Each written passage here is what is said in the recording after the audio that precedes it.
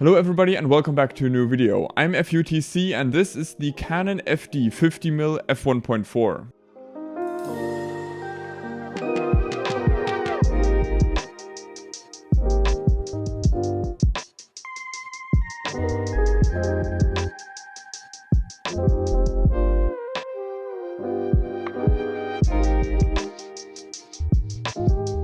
This lens was handed down to me by my great uncle last year together with his Canon AE1 and a bunch of other FD glass, and since then I've been falling in love with this lens. A couple of months ago I made a video where I took the Fujifilm X-T30 on a trip to the Netherlands and I took some Canon FD glass as well, the f1.4 50mm as well. And yeah, a bunch of photos I'm going to show you today are from that video as well. Now you have to keep in mind that the Fujifilm X-T30 is an APS-C camera, so this 50mm on that camera is going to be about a 75mm equivalent, so the focal length isn't going to stay the same. Now I also have images from 35mm film in this video, and I also have sample images from my full-frame Sony a7R II. So I'm just going to write in the bottom right corner whatever camera I was using for that shot, so you can judge the focal length better. Back in the 70s, Canon released a bunch of different versions of their FD 50mm f1.4 lenses. Most notably, there was the S.S.C version, which had some new coatings and stuff like that, and after that came this one. It's commonly referred to as the new FD version because it has the bayonet lens mount instead of that weird twist mount some FD lenses have. I'm not a big fan of that, but the new FD version has the newer bayonet mount, and the S.S.C version is also bigger and heavier than this one. The new FD version has a lot more plastic bits on it, like the focus ring, for example, that's plastic, and the aperture ring, that's plastic as well. It's not quite on par with the build quality of the S.S.C version, but it's a lot smaller and lighter thanks to that. At only 235 grams, this lens is very light. The most shocking thing about the build of this lens to me is how freaking tiny it is. I mean, this is an f1.4 full frame lens and it feels like an APS-C lens. It's so tiny. How did they do this? I don't know that much about lens design, but how? There are some modern manual focus 50mm f1.4 lenses like this Samyang one, but that's way larger and way heavier. Like, again, how? And most importantly, the price of the new FD version is a lot more affordable than the S.S.C version. What I've seen on eBay, the S.S.C version goes for around 130 bucks, and the new FD one goes for around 70. So almost half the price, almost half the weight. Yeah, seriously, this is the one to buy. I don't know why the S.S.C version is more expensive. I think this one is the better option. But to be honest, it doesn't really matter which version you get, because during the 70s, I think they released about 4 different versions, and they're all legendary. All of these nifty 50 f1.4s from Canon, they're all legendary. Of course, you need to buy an adapter if you want to use any vintage lenses on a modern camera. As I already mentioned, I have several Canon FD lenses. This one just happens to be my favorite one, and I'm a big fan of using those lenses on my digital bodies. I have one adapter for FD to Fuji X, so I can use those on my Fujifilm X-T30.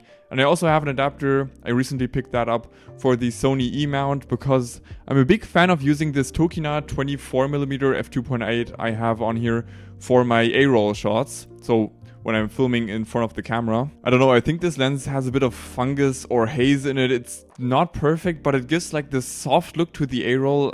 I don't know, it just looks really nice in my opinion, so I've been using that for the past couple of videos. A lens adapter will usually run you around 20 to 30 bucks and will open a whole new world of affordable vintage lenses. In general, I'm just a huge fan of using vintage lenses because some of them just have an amazing unique look, and boy does this lens deliver on the look.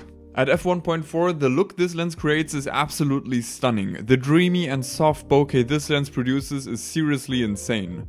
This lens has one of the best bokeh I've ever seen. The bokeh sometimes takes an octagonal shape, but it often just melts away into the background. This look is super pleasing in my eyes.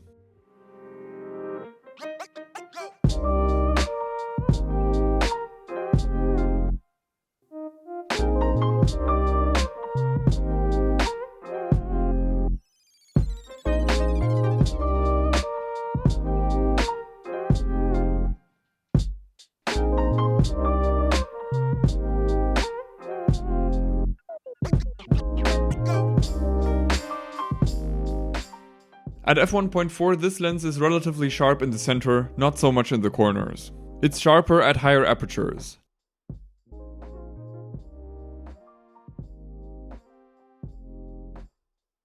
The most interesting thing about this lens is that once you have it wide open at f1.4, it just changes its characteristics completely. It's like flipping a switch. This shot on the left was taken at f2.8 and this shot on the right is f1.4. There is vignetting and it definitely loses contrast when completely wide open. That's relatively standard for older lenses, but interestingly enough the color rendering completely changes as well. It's like flipping a switch and it suddenly morphs into a completely different lens. At f8 it's really sharp and it performs super well for street photography or anything similar. At these higher apertures it's calm and collected, a super solid performer but nothing special. And wide open it suddenly turns into this dreamy bokeh machine. One problem with this lens, or with most vintage lenses, is that it's quite prone to flaring. If you have any direct sun hitting from the side or from in front, you're gonna lose a lot of contrast. And yeah, you might have to shield it with your hand somehow or get a lens hood of some sort. That might be a solution, but yeah, it tends to lose a lot of contrast once you have direct light hitting it. But it also sometimes produces these crazy rainbow flares, which I really like the look of. This lens also isn't immune to chromatic aberrations, but I mean, come on, this lens is over 40 years old by now. You can cut it some slack. To conclude, in my opinion, the FD 50mm f1.4 is an absolute must own. For 70 bucks, the price to performance ratio on this lens is crazy high. And the fact that an f1.4 lens can be this freaking tiny and light is mind-blowing. The look it creates wide open is stunning and it performs really well all around. Flaring can be a bit of a problem, so you might have to compensate when post-processing or try to shield the lens depending on the lighting situation. All in all, this lens is an absolute steal for the price and takes phenomenal pictures. And that's basically it from me today, everybody. I hope you enjoyed this video. If you're looking for an affordable f1.4 lens, this is definitely a great pickup. I have Instagram, it's at FUTC.photography, and if you enjoyed this video, subscribing to the channel or liking this video would be greatly appreciated. And yeah, I have videos here and here in the end screen on YouTube, and yeah, I hope to see you again next time. Bye bye.